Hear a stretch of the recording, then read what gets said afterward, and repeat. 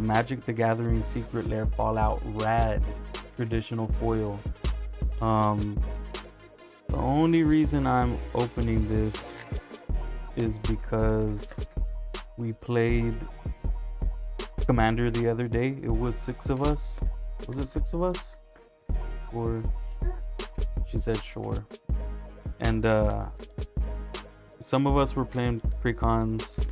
I had a slightly modified Teenage Mutant Ninja Turtles deck, and I didn't survive, but it was doing a lot of things. Just because the game was big. I wasn't an arch enemy in this game, but there is a card that I do need from this RAD set. It's not Ripples of Potential, but this one is going into it. So Ripples of Potential says proliferate, then choose any number of permanents you control that had a counter put on them this way, and those permanents phase out. So it's a good way to dodge some board wipes or targeted removal, and that's good. In the Ninja Turtles Commander deck, it creates those mutagen tokens, and mutagen tokens say you pay 1, tap it, sacrifice it, and you put a +1 counter on a creature. So this will put another counter on my creatures, and then I'll proliferate, and then they phase out, and all my creatures will be protected with Ripples of Potential. It saves them another turn. This is really the card that I wanted. Let me sleeve it up real quick, and I'll show you what it does. Thank you for the likes. If you're not subscribed, please, if you like what you see, it really helps support the channel. Go ahead and subscribe. But this is the card that I needed. Oops, it's a little dark. Mutational Advantage for 3 mana, colorless, green, and blue, Simic colors. It's an instant. Permanents you control with counters on them gain hexproof and indestructible until end of turn. Prevent all damage that will be dealt to permanents this turn, then proliferate. So these two kind of go hand in hand. I guess Ripples of Potential is probably the better card, but there's just something about Mutational Advantage that I liked a little bit better. I don't play Fallout, but I did get all the Secret Lairs. The other reason I got this Secret Lair in particular was because I really like the card Mind Crank, and Mind Crank, yeah, that's definitely a combo piece card. And just realized that I'm recording this. I can feel heat emanating from my camera.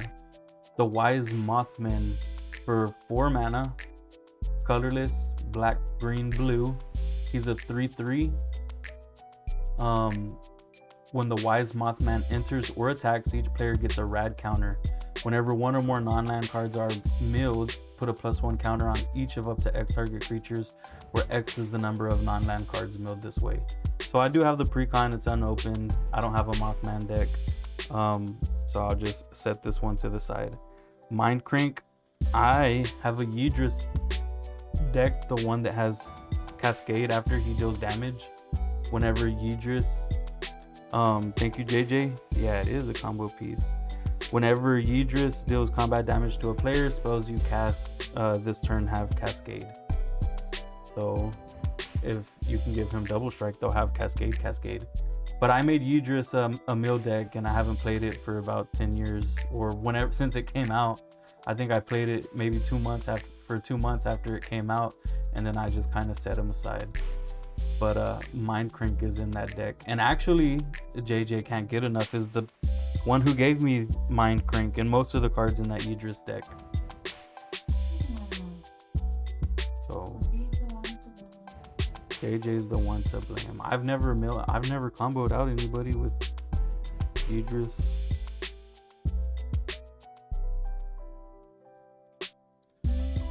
Alright. Alrighty, Mothman Egg, which is Mesmeric Orb.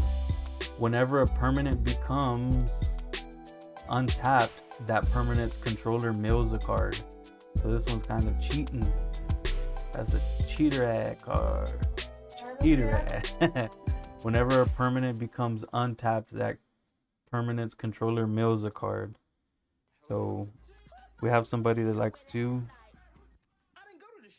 tap all their mana and then untap it in the same turn and get double the mana, triple the mana, quadruple the mana. I'm talking about Princess Snow. She's not mic'd up today.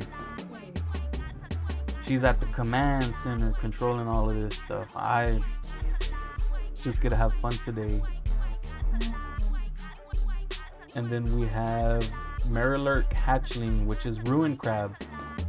It's a 0/3 creature crab with landfall. Whenever a land you control enters, each opponent mills a card.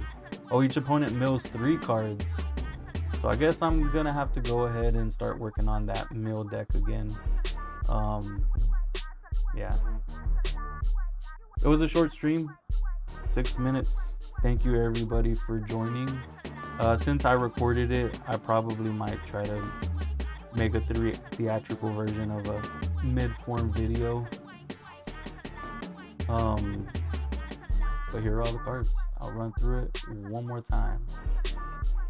The Wise Mothman, 4 mana, 3/3 flying. Whenever the Wise Mothman enters or attacks, each player gets a rad counter, and whenever one or more non-land cards are milled, put a +1 counter on each of up to X target creatures, where X is the number of non-land cards milled this way. Ripples of Potential, going in my Mutagen deck, the Ninja Turtles deck. For 2 mana, it's an interrupt spell, Proliferate, then choose any number of permanents you control that had counters put on them this way, and they phase out. Merluck Hatchling, 0/3, 1 mana to cast, which is Ruin Crab with the landfall trigger. Whenever a land you control enters, each opponent mills 3 cards. Hey, what's up, Rogue Magic? Or ways of getting things back from your graveyard. Yeah, for sure, recursion. Our pod is a pretty adaptive pod. Mesmeric Orb, which is Mothman Egg, 2 mana. Whenever a permanent becomes untapped, that permanent's controller mills a card. Mind Crank. Man, this Mind Crank looks sick. I didn't even notice the art. It says, domestication units channel the fury of... Hold on. Deathclaw to the Enclave's ends. And then this is really the one I wanted out of this set. Mutational Advantage, for 3 mana. Permanents you control with counters on them gain hexproof and indestructible until end of turn. Prevent all damage that will be dealt to those permanents this turn. So if it's on theme, I'm all out of heroic interventions. So this is heroic intervention at home. It's pretty situational. Your permanents are gonna need counters, but it'll work. But yeah, back to what I was saying about our pod being pretty adaptive.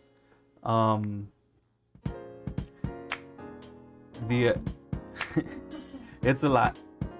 I'm gonna try to explain it the best I can. I may fabricate a little bit because I'm not so sure what turn it was. I want to say turn 5, but I can't work out the math.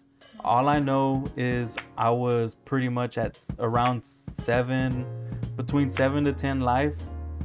I had already cast Crick, Son of Yawgmoth. Actually, Rogue Magic gave me that card.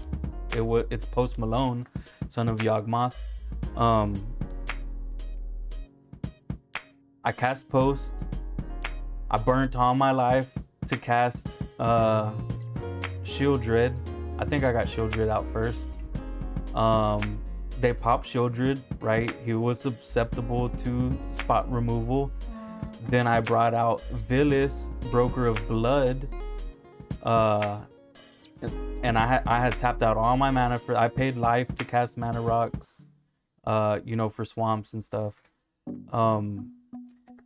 Okay, this is the fun part. This is the spell slinging part that made the game a little bit fun for me. I'm tapped out, right? 0 mana. I end my turn.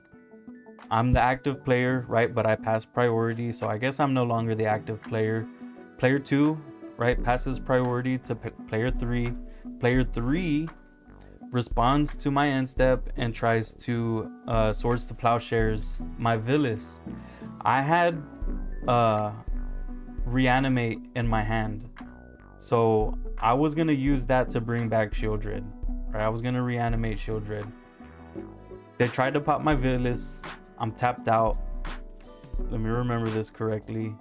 I have Vampiric Tutor, right? So I pay 2 life to crick. Villas triggers. I draw 2 cards. No, wait. I countered it. I'm getting too caught up. Hold on. They try to Swords to Plowshare Villas. I respond with Deflecting Swat. Player 2, I'm just gonna say names. Snow attempted to counter my Deflecting Swat, right? So 3 spells on the stack. Oh yeah, funny. Thank you. So 3 spells on the stack. I respond with I'm tapped out. I respond with Vampiric Tutor. I search for Hydroblast. I think that's the name of the card. It's the red. It's the red. No, I have Hydroblast in my hand. I tutor for Simian Spirit Guide. I put it on the top of my library. I lose 2 life as that spell resolves. So I draw 2 cards before I put it. Then I pay 2 life to add a swamp. And then I draw the Simian Spirit Guide. I pitch it for a red, and then I cast Hydroblast to counter Snow's counter, and Villas survives. All in all, I did not win that match. I became an arch enemy pretty fast. I think everybody pretty much still had 40 life. I was the only one with no life because I was about to complete the combo, the trifecta.